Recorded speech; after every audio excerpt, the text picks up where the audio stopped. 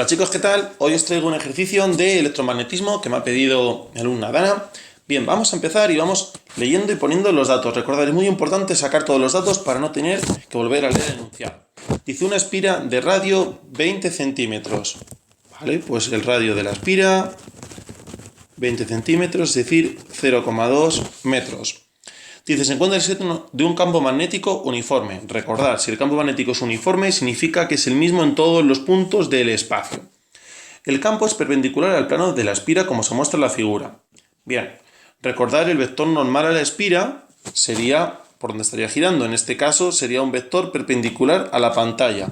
Por lo tanto, si el campo magnético es perpendicular al plano de la espira, significa que el vector campo magnético es paralelo al vector normal de la espira.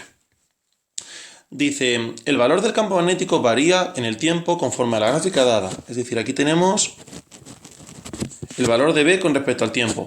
Podemos ver que es una línea recta, ¿vale? Entonces, podemos sacar cuánto vale el valor de B en función del tiempo simplemente cogiendo dos pares de puntos. Pues uno sería, por ejemplo, el 0, 0. Vemos ya que la ordenada del origen es 0. Y otro punto sería el 4 milisegundos, 0,8 teslas. ¿Vale? Con estos datos podemos sacar el valor de B de t. La ordenada de origen es 0 y para sacar la pendiente simplemente tenemos 0,8 partido de, como son milisegundos, lo ponemos ya al sistema internacional por t operando, tenemos que el campo magnético en el tiempo es igual a 200 por t.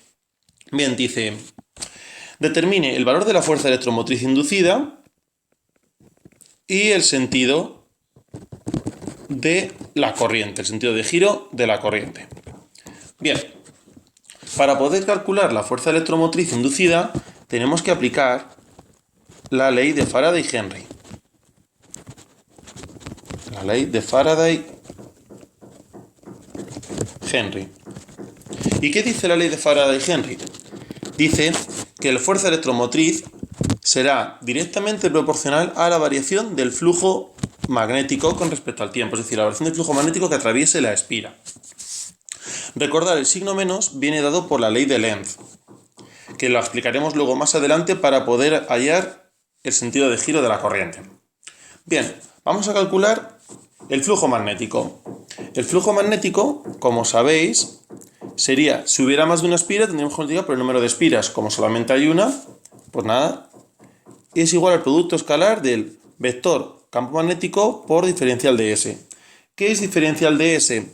Diferencial de S, el vector diferencial de S es el vector normal a la espira multiplicado por diferencial de S, donde diferencial de S es un valor de área muy pequeñito de la espira. Como el campo magnético es uniforme, no depende de ningún área, es decir, no depende de ninguna posición, saldría fuera de la integral. Y como hemos visto además que el campo magnético es paralelo a la normal, significa que forman 0 grados y el coseno de 0 grados es 1. Por lo tanto, esta expresión podemos dejarla de esta manera.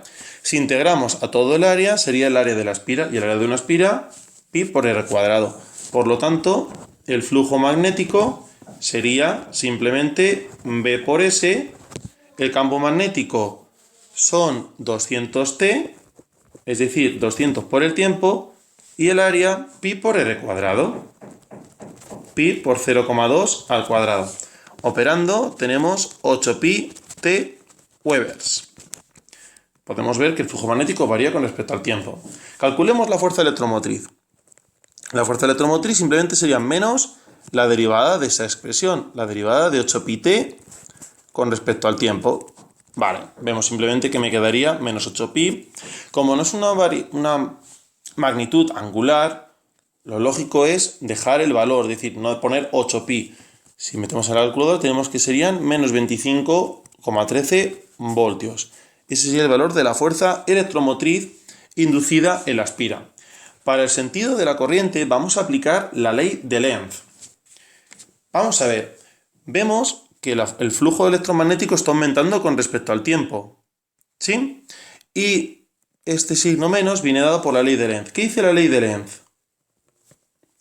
La ley de Lenz dice que la fuerza electromotriz inducida será tal que se opondrá a la variación del flujo magnético.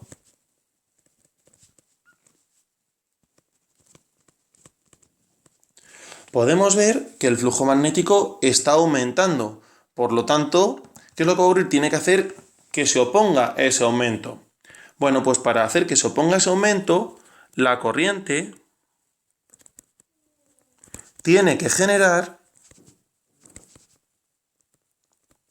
un campo magnético que se oponga al que ya está presente. Vemos que el presente, lo indican este símbolo, esta X, está entrando al papel. Si está entrando, el campo magnético que va a generar la corriente que está circulando tiene que ser saliendo del plano del papel. Entonces, la corriente tiene que generar un campo magnético que se oponga al presente, es decir, que salga del papel. Si tiene que ser que salga del papel, bueno, en este caso de la pantalla, aplicando la regla de la mano derecha,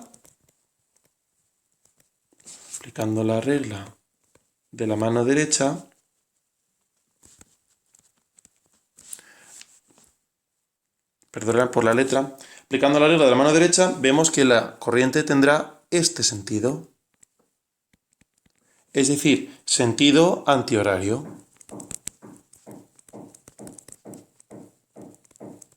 Bueno, pues esto es todo. Espero que os haya sido fácil y os sea útil. Si os ha gustado, pues dar a me gusta y suscribiros. Gracias.